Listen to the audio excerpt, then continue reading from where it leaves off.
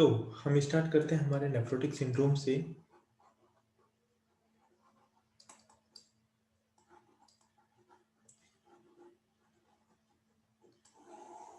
Nephrotic syndrome nephrotic syndrome में पहली 3 चीजें अपने को क्या पता होनी चाहिए कि सबसे पहले क्या चीज होती है, प्रोटीन, यूरिया। देन सेकंड चीज क्या डेवलप होती है, हाइपो एल्ब्यूमिनीमिया। देन थर्ड क्या चीज, प्रोटीन लॉस होने से क्या हो गया, ब्लड में एल्ब्यूमिन की डेफिशिएंसी। एंड एल्ब्यूमिन डेफिशिएंसी से क्या होगा, पेरिफेरल एडिमा।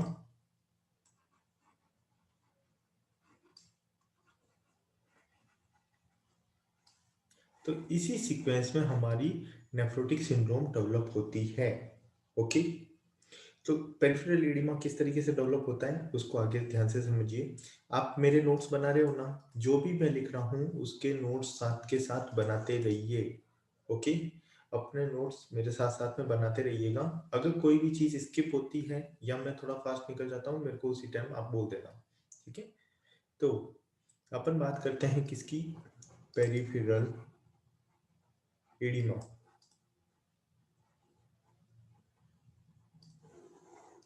तो देखिए ये किस टाइप से हो सकती है, आइदर प्राइमरी और मे बी सेकेंडरी। प्राइमरी और मे बी सेकेंडरी। ओके, अगर प्राइमरी है तो प्राइमरी में क्या होगा, देखिए हाइपोएल्ब्यूमिनीमिया, हाइपोएल्ब्यूमिनीमिया। अगर हाइपोएल्ब्यूमिनीमिया है तो वो किसको स्टिमुलेट करेगा, वो डेफिनेटली, क्योंकि एल्ब्यूमिन कहाँ पे सिंथेसिस होता है, लीवर में। तो वो क्या करेगा, वो स्टिमुलेट करेगा sympathetic capacity of the liver, तो increase the synthesis of the albumin by the liver. तो इससे क्या होगा, increase the definitely albumin production increase होगा। एंड एल्ब्यूमिन जब भी, क्योंकि लीवर दो जनों को सिंथेसिस करता है, एल्ब्यूमिन के साथ में किसको सिंथेसिस करेगा, फिब्रिनोजन को। तो इंक्रीज दी फिब्रिनोजन।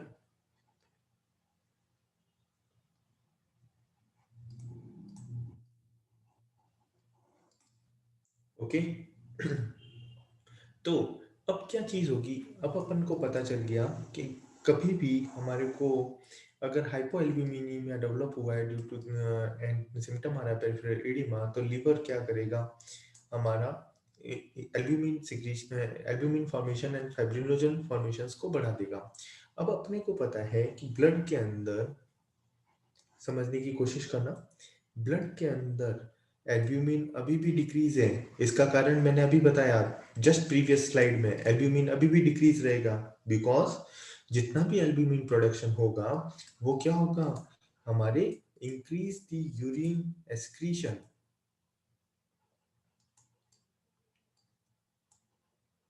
एक्सक्रीट कर देगा हमारा यूरिन, ठीक है ना। क्योंकि हमने पहला सिम्टम क्या बोला था, जस्ट प्रीवियस स्लाइड में देखो, मैंने पहला सिम्टम क्या बताया था, प्रोटीन यूरिया। तो जितना भी एल्ब्यूमिन प्रोडक्शन होगा वो क्या होने लग जाएगा, प्रोटीन यूरिया की वजह से सारा का सारा एल्ब्यूमिन निकलता रहेगा। तो उससे क्या होगा, अल्टीमेटली डिक्रीज एल्ब्यूमिन अभी भी मेंटेन रहेगा, कि एल्ब्यूमिन जितना बना वो निकल गया। बट ध्यान से सुनना, बट क्या हुआ, अभी भी फिब्रिनोजन बनता रह रहा है। तो ब्लड के अंदर अल्टीमेटली बहुत ज्यादा इंक्रीज हो जाएगा क्या, फिब्रिनोजन।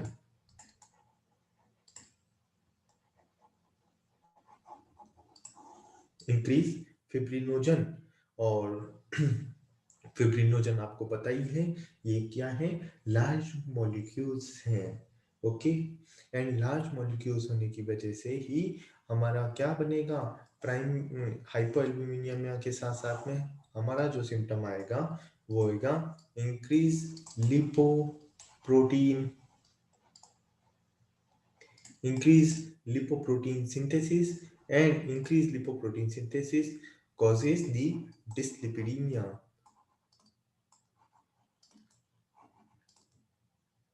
तो अपने को क्वेश्चन जो पूछा जाता है, क्वेश्चन इतना सा ही आता है कि dyslipidaemia is a symptom of nephrotic syndrome, yes और नो।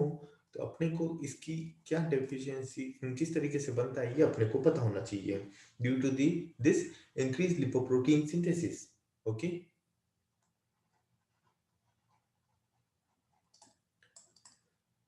तो इसी तरीके से अब मैं आपको बताता हूँ सेकेंडरी का, कि सेकेंडरी किस तरीके से पेरिफेरल एडिमा डेवलप करता है। तो सेकेंडरी को देखिए, सेकेंडरी में क्या होगा, जब भी डिक्रीज होगा हमारा plasma circulation volume, plasma circulation volume,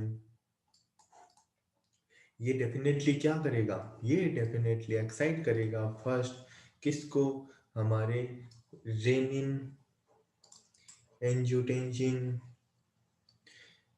aldosterone system को, आरई सिस्टम को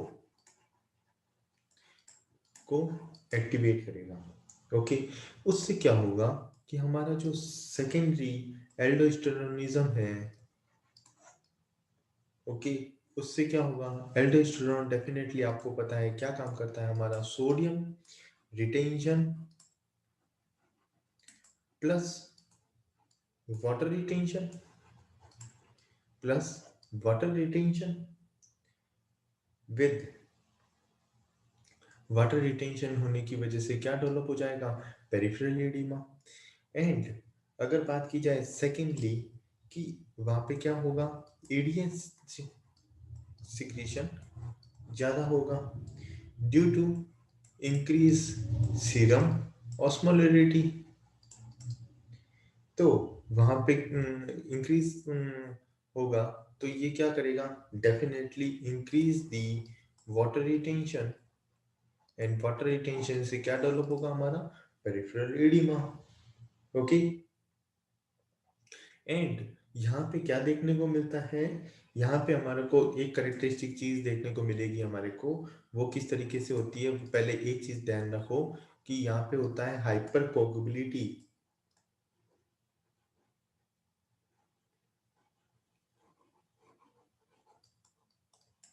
ओके, एंड हाइपर कोगुबिलिटी जो, ये तो हमारे को पता है, और बट क्वेश्चन किस तरीके से आता है, क्वेश्चन आता है most common site for the thrombosis in the case of the nephrotic syndrome. In the case of the nephrotic syndrome, answer is renal vein, answer is renal vein। तो answer हमारा गलत नहीं जाना चाहिए। अदर सिम्टम, हाइपरकोगुलिटी से कैसे question आता है, समझ में आ गया। Then haematuria, then haematuria. Okay, तो ये होता है हमारा nephrotic syndrome, and nephrotic syndrome में किस तरीके से पेरिफेरल एडिमा डेवलप हुआ, एंड हाइपरएल्बुमिनेमिया क्यों डेवलप होगा। ओके, सीक्वेंस हमेशा याद रखना, क्या था हमारा, proteinuria, hyperalbuminaemia and peripheral oedema, that's it. Next, next ध्यान से समझने की कोशिश करना हमारा है nephritic, nephritic syndrome. Okay,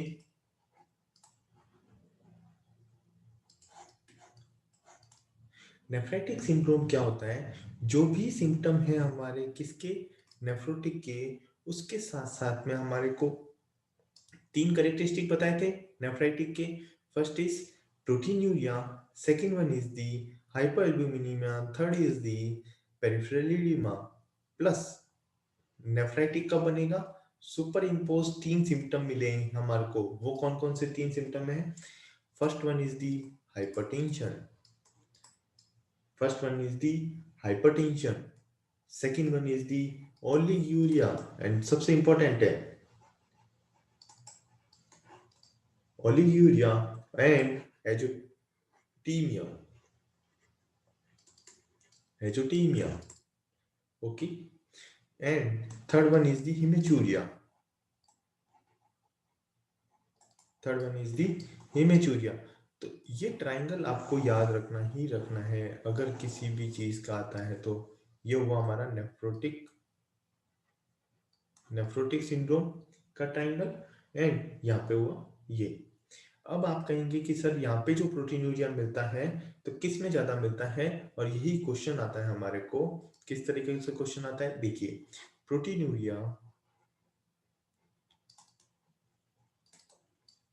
proteinuria सबसे ज्यादा किस में मिलता है हमारे को, नेफ्रोटिक में।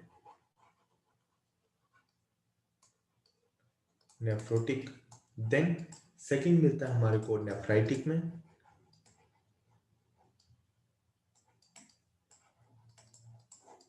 नेफ्राइटिक में। एंड नेफ्राइटिक में क्या मिलता है हमारे को, ओलिगयूरिक।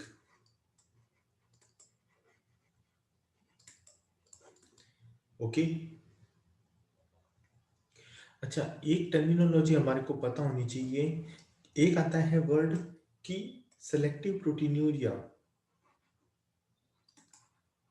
सेलेक्टिव प्रोटीन्यूरिया किसको बोलते हैं, selective proteinuria where only albumin protein is lost, and non-selective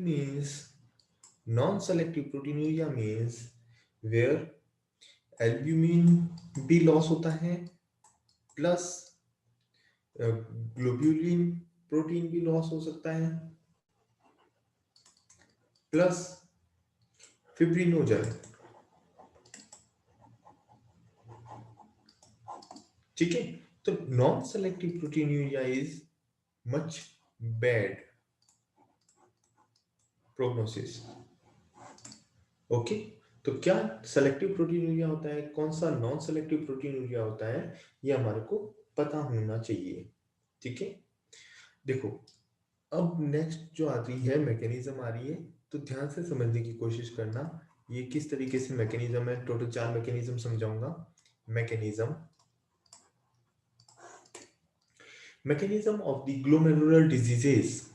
कोई भी ग्लोमेरुलर डिजीज के अंदर हमारी किस तरीके से मैकेनिज्म चलती है। ठीक है, तो अगर प्राइमरी मैकेनिज्म की बात करें तो प्राइमरी के अंदर फर्स्ट की अगर बात करें तो वहां पे क्या बनेगा हमारा, immune complex mediated disease.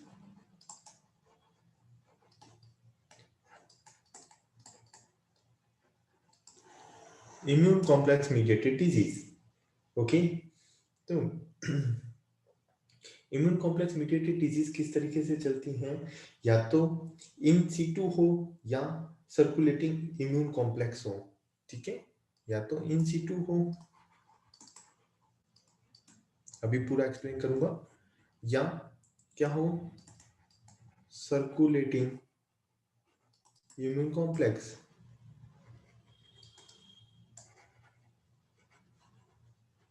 Okay, पहले बात करते हैं इन सीटू की, जो कि जैसे देखिए इसके अंदर इंट्रिंसिक एंटीजन्स, जैसे कि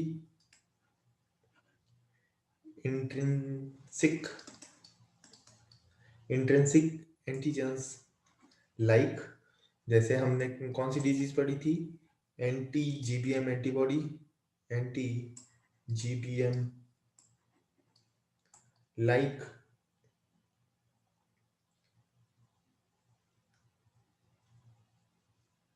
एंटी जीबीएम एंटीबॉडीज के अंदर हमने कौन सा बोला था, NC fragment of the alpha 3 collagen 4।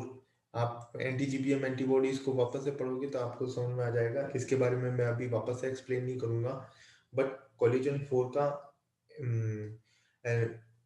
Alpha 3 collagen fibres पे डिफेक्ट मिलेगा, ये अपने को बताया था। ठीक है ना, इन सीटू का एक्सटेंसिक एंटीजन्स देखते हैं, extrinsic antigens.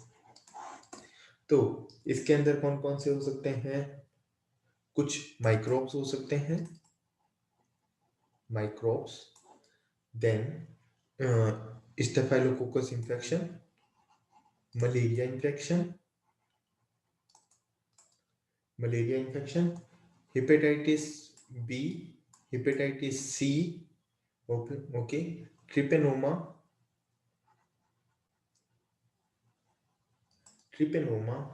And other drugs. तो जैसे हमेशा मैं बोलता हूँ कि ड्रग्स से हमारे को कोई ज़्यादा क्वेश्चंस नहीं पूछे जाते, तो हमारे को ड्रग्स याद भी रखने की जरूरत नहीं है। हमारे को extensive in situ immune complex mediated disease जो कि हमारे ग्लोमेरुलर डिजीजेस डेवलप करें, उसके लिए मैकेनिज्म में पता होना चाहिए। ठीक है। अगर सर्कुलेटिंग इम्यून कॉम्प्लेक्स की बात करें, जैसे कि हमारा एसएलई, ठीक है। और एसएलई किस टाइप की हाइपर सेंसिटिविटी रिएक्शन है? एसएलई आपको पता है, SLE is a type 3 basic फंडा है ये, ठीक है। टाइप 3 हाइपर सेंसिटिविटी रिएक्शन है ये, okay. Type 3 hyper sensitivity reactions in SLE, और ये कई बार पूछे जाते हैं, इसीलिए मैंने यहाँ पे वापस से रिपीट किया है, ठीक है। ओके, देन ये तो हुआ हमारा first point. Then second point, जैसे कि मैंने बोला था टोटल 4 बताऊंगा, तो सेकंड पॉइंट समझने की कोशिश करना। सेकंड पॉइंट क्या है? साइटोटॉक्सिक एंटीबॉडी एजेंट सेल्स, जैसे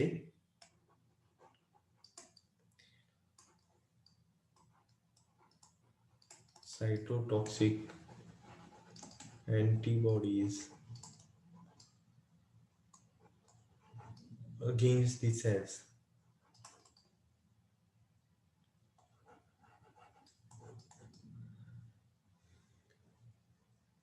किसके अगेंस्ट में बन सकती है? Either endothelium,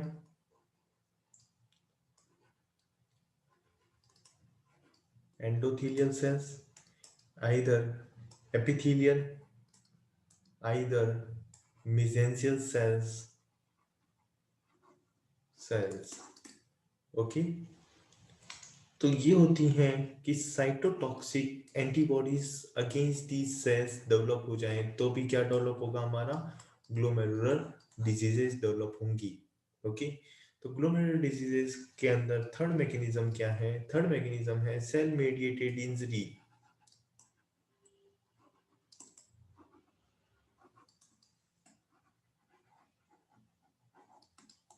Cell mediated injury due to the cytokines,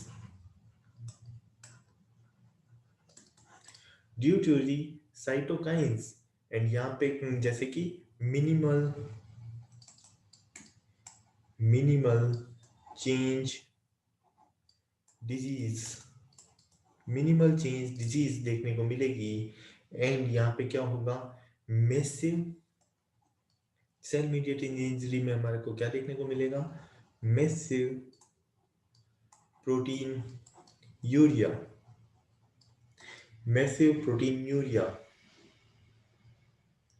okay. Then ये चीजें समझ में आ गई।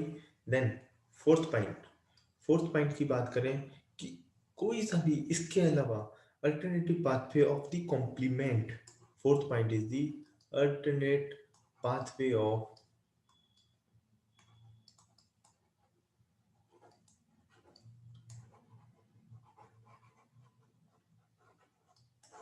ओके। देन अगर ये तो सारे किस के बताए मैंने? प्राइमरी मैकेनिज्म की। देखो,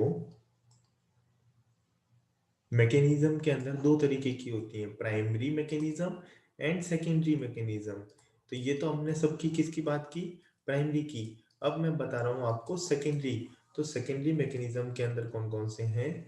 तो सेकेंडरी की अगर बात करें, सेकेंडरी मैकेनिज्म की,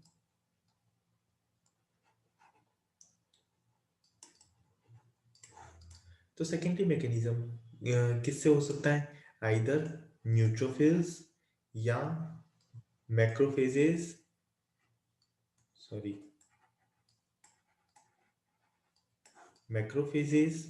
then complement level, then secondary develop हो सकती है ग्रोथ फैक्टर से, ठीक है? अब आपको चीज़ें ये समझ में आनी चाहिए कि जितनी भी सारी चीज़ें हुई, क्या डेवलप की? ग्लोमेरुलर डिजीज़ेज़ डेवलप की, तो इसका मॉर्फोलॉजिकल चेंजेस क्या मिलेगा? What are the morphological changes in a glomerular diseases?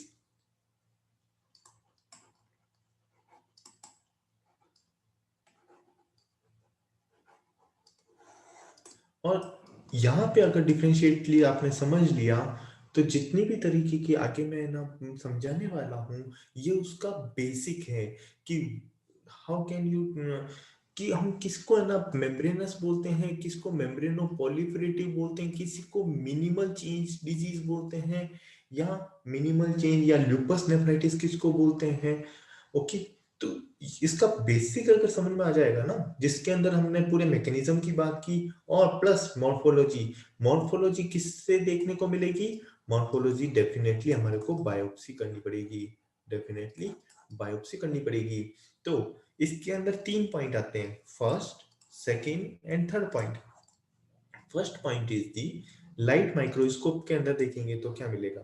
Light microscope. Light microscope के अंदर हम देखना क्या चाहते हैं? वहां की हमारा cellularity, and second is the thickness of the basement membrane, of the basement membrane. Okay, light microscope में हम क्या देखेंगे? Cellularity and thickness of the basement membrane. Okay, then second, immunofluorescence. Immunofluorescence test. Immunofluorescence में हम क्या देखना चाहते हैं कि वहां पे इम्यून डिपॉजिट है या नहीं, immune deposits. Then third one is the electron microscope. Electron microscope, ये हुआ लाइट माइक्रोस्कोप और ये हुआ electron microscope. And electron microscope में क्या देखने को मिलेगा? डेफिनेटली ये तीनों ही चीजें किस में देखने को मिल सकती है हमारे को? इलेक्ट्रॉन माइक्रोस्कोप में। तो इलेक्ट्रॉन माइक्रोस्कोप में सेलुलरिटी भी देखी जाएगी, थिकनेस भी दिख जाएगी, एंड इम्यून डिपॉजिट्स भी देखने को मिलेगा। ओके, विद इलेक्ट्रॉन माइक्रोस्कोप में क्या देखने को मिलेगा? Food processes, food processes. Okay, तो ये तो आप ध्यान रखना।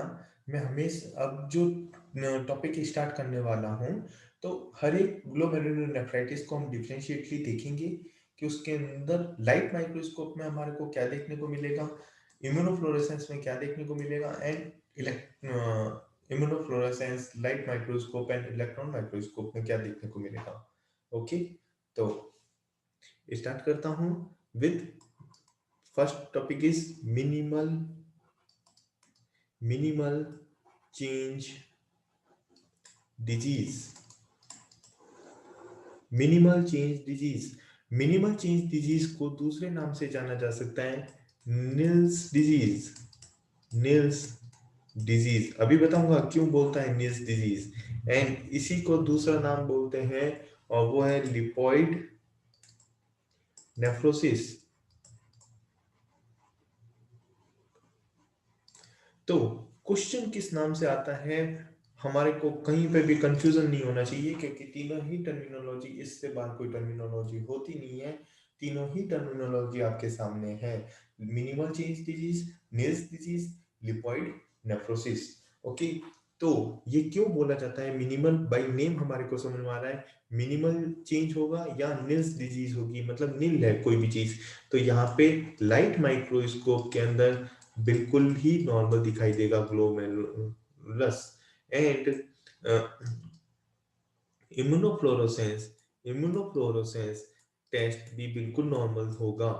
बट इलेक्ट्रॉन माइक्रोस्कोप में क्या देखने को मिलेगा? हमारे को क्या देखने को मिलता है? Food processes. तो वहां पे क्या मिलेगा हमारे को? Effacement of the effacement of the food processes. Okay, replacement of the food processes. और यहीं से हमारा क्वेश्चन बनता है कि effacement of the food processes किस में देखने को मिलता है? तो आंसर क्या जाना चाहिए? और किस में देखने को मिलेगा? इलेक्ट्रॉन माइक्रोस्कोप में। ठीक है, ये ऑल एक्सेप्ट करके ही ज्यादातर क्वेश्चन पूछा जाता है, क्योंकि इसको किस में डाल दिया जाता है? लाइट माइक्रोस्कोप में, जबकि लाइट माइक्रोस्कोप में फूड प्रोसेसेस नहीं देखने को मिलते। ये किस में देखने को मिलते हैं? Electron microscope. तो क्वेश्चन हमारे को बहुत ध्यान से जरूर पढ़ना है, और जब आप क्वेश्चंस निकालोगे मुजीद खन्ना के, तो आपको पता चल जाएगा कि questions electron microscope and food process से किस तरीके से क्वेश्चन आए हुए हैं नीट पीजी के अंदर। इसमें से कई बार क्वेश्चंस पूछे गए हैं। ठीक है, अब सेकंड चीज, मिनिमल चेंज डिजीज के अंदर यहाँ पे increase the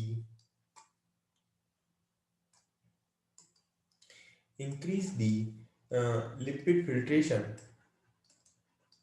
lipid fil lipid filter, increase the lipid filter. तो जितना ज्यादा लिपिड फिल्टर होगा उतना ही ज्यादा क्या होगा? Increase the PCT reabsorption, reabsorption of the lipid. तो जितना ज्यादा छनेगा उतना ज्यादा वापस से पीसीटी क्या करेगा? प्रॉक्सिमल कन्वर्जेंट ट्यूबल क्या करेगा? उसको रीअब्सॉर्ब कर लेगा। एंड डेफिनेटली अगर रीअब्सॉर्ब हो रहा है तो वहां पे लिपिड लोड बढ़ जाएगा। इसको हम बोलते हैं loaded with the lipids, loaded with the lipids. Okay, अब आप कहेंगे कि सर ये सारी बीमारी क्यों हुई? तो what are the causes? What are the causes? तो हम क्लासेस ले रहे हैं होमियो एकेडमी की, तो इसके अंदर हमारे को क्या पता होना चाहिए? सबसे पहले most common cause of the nephrotic syndrome,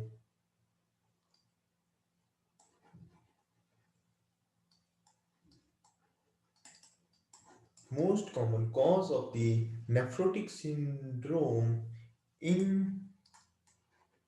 children is minimal change disease. 80% is minimal change disease.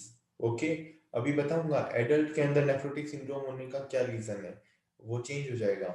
ठीक है, आगे बात करता हूं। नेक्स्ट, अगर आता है कॉज प्राइमरी की बात की जाए तो आंसर क्या जाएगा हमारा? इडियोपैथिक। Answer is idiopathic. अगर बात की जाए सेकेंडरी की, तो secondary causes are the Hodgkin's, secondary cause are the Hodgkin's, HIV and drugs. Hodgkin's, HIV and drugs. Okay, तो नेक्स्ट चलते हैं। नेक्स्ट है हमारे पास में मेम्ब्रेनस।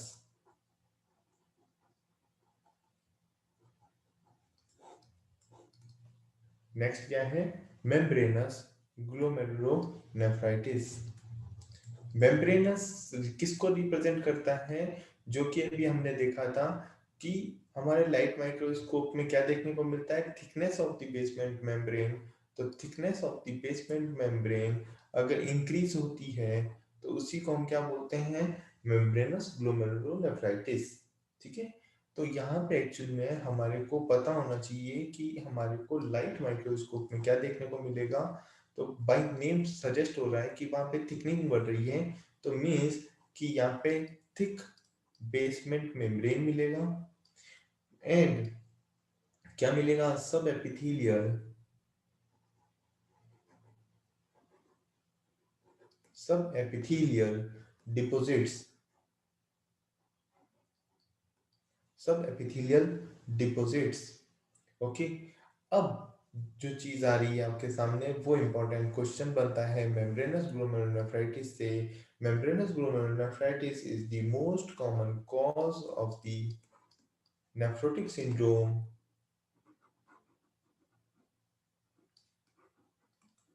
In adult.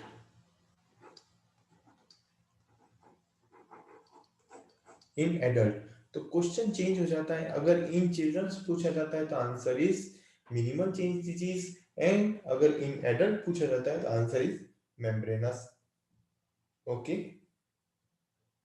अगर बात की जाए इनके कॉजेज की, तो ध्यान से देखिए, अगर हम बात करें मेम्ब्रेनस ग्लोमेरुलोनेफ्राइटिस के कॉजेज की,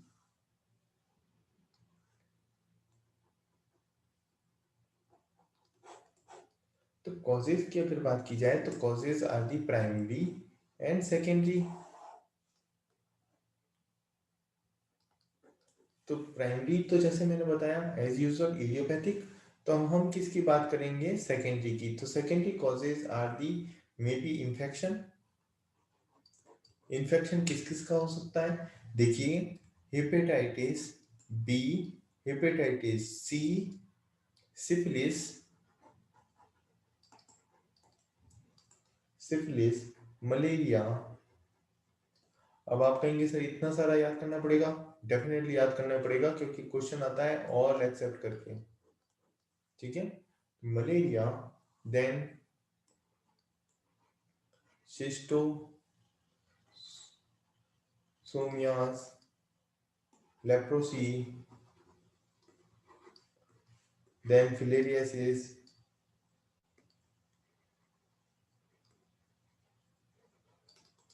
ओके। अगर 5 minutes left. 10 minutes or so. okay, rejoin again immediately, rejoin again immediately,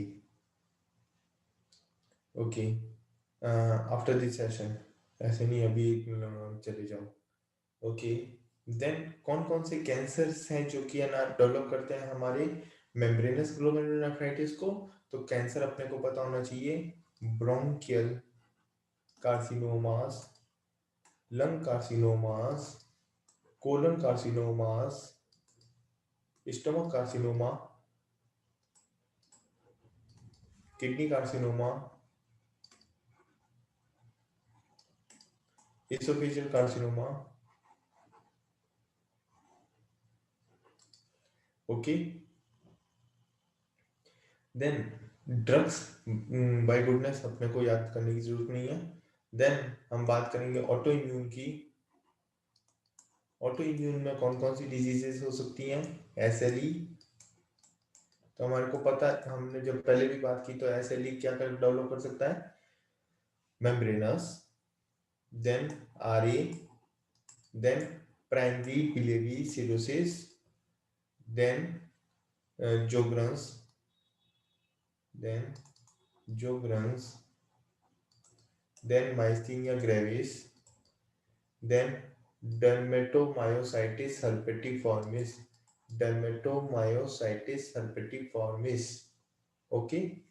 These autoimmune diseases are the secondary cause of the membranous glomerulonephritis, okay.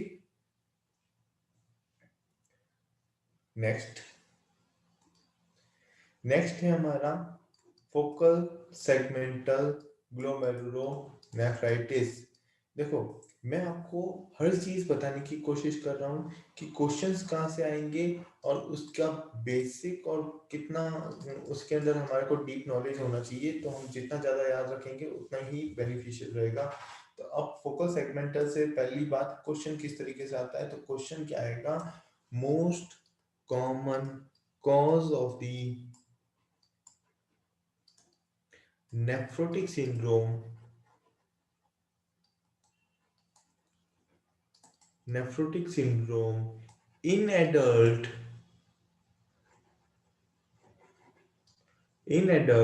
of African ancestors।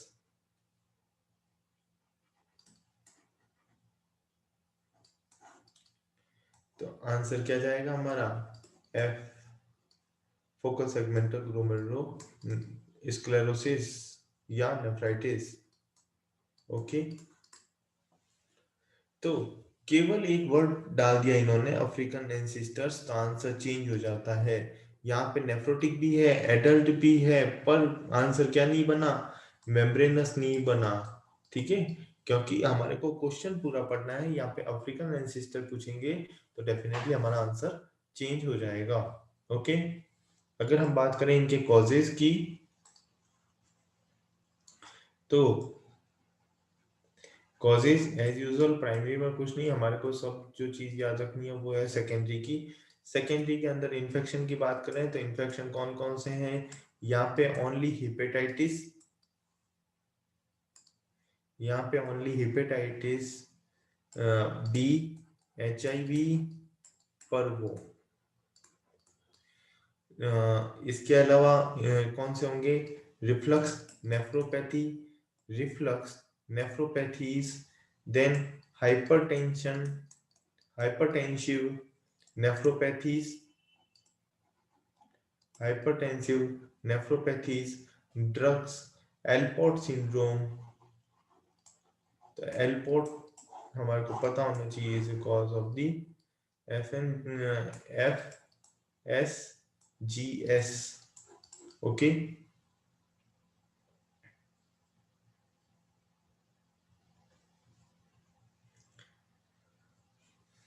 Then lymphomas है, sickle cell disease है।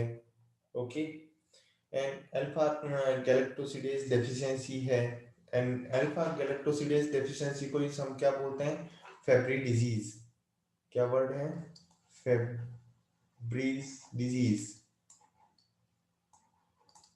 And किसको बोला जाता है, alpha galactosidase deficiency को। Okay, अब हम बात करेंगे MPGN की।